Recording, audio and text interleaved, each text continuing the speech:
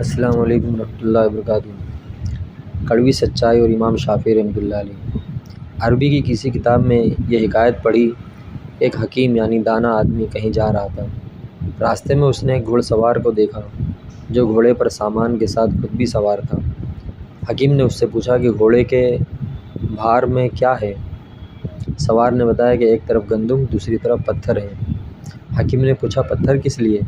تو سوار نے بتایا وزن برابر کرنے کے لیے۔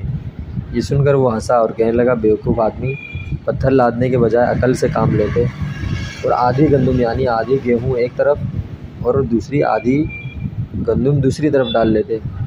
کہتے ہیں کہ یہ سن کر سوار نے کہکہا لگایا یعنی زور سے ہنسا اور گھوڑے کو یہ کہتے ہوئے ایڑ لگا دی کہ میں اپنی بیوقوفی کے ساتھ گھوڑے پر جا رہا ہوں، آپ اپنی عقل کے ساتھ پیدل تشریف لائیے گا۔ اس حکایت سے پتہ چلتا ہے کہ پیسے کا تعلق عقل سے نہیں، ورنہ دنیا میں کوئی بھی سمجھدار آدمی غریب نہیں ہوتا۔ آپ دیکھتے ہیں کہ بھانڈ، مسخرے اور بیوقوف لوگوں کے یہاں پیسے کی ریل پیل ہوتی ہے، اور بڑے بڑے پڑھے لکھے مشکلات میں گھرے اپنی سفید پوشی کا بھرم رکھنے کے لیے تگ و دو میں مصروف ہوتے ہیں۔ اس لیے آدمی محنت اور تگ و دو کا پابند ہے، لیکن اس کی محنت کا نتیجہ اس کے اپنے ہاتھ میں نہیں، اسی کا نام تقدیر ہے۔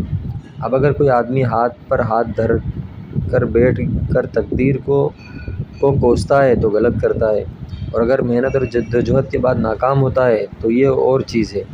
اس لیے جہد مسلسل محنت کے ساتھ اس پر بھی یقین محکم ہونا چاہیے کہ ہر چیز کا ایک وقت مقرر ہے، اس سے پہلے وہ کام نہیں ہو سکتا، مگر وہ وقت ہمارے علم میں نہیں ہے۔ اس کی مثال یوں سمجھ لیجئے کہ ایک آدمی نے 100 فٹ زمین اس امید پر کھودی کہ مجھے کوئی خزانہ مل جائے گا، لیکن اسے کچھ نہیں ملا تو اس نے محنت ختم کر دی۔ دوسرا آیا اور سوچا کہ 100 فٹ اس نے کھودی ہے، تھوڑی سی میں بھی کھود کر دیکھتا ہوں، اور 2-4 فٹ کے بعد اسے خزانہ مل جاتا ہے۔ اس کا مطلب یہ ہوا پہلے آدمی نے بے صبری کا مظاہرہ کیا اور دوسرے نے امید نہیں چھوڑی۔ ذرا سوچئے کہ کیا یہ ممکن ہے کہ آپ گندم بو کر 2 ہفتے بعد فصل کاٹنے پہنچ جائیں؟ کبھی نہیں۔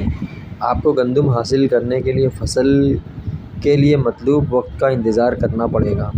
عقل اور مال کے اس تعلق کو بیان کرتے ہوئے حضرت امام شافعی رحمۃ اللہ علیہ فرماتے ہیں تموت الاسد فی الغابات جوعا ولحم الظآن تأکلہ الکلاب، کہ شیر جنگل میں بھوکے مر رہے ہیں اور کتے دمبوں کا گوشت کھاتے پھرتے ہیں۔ ماشاء اللہ۔ السلام علیکم۔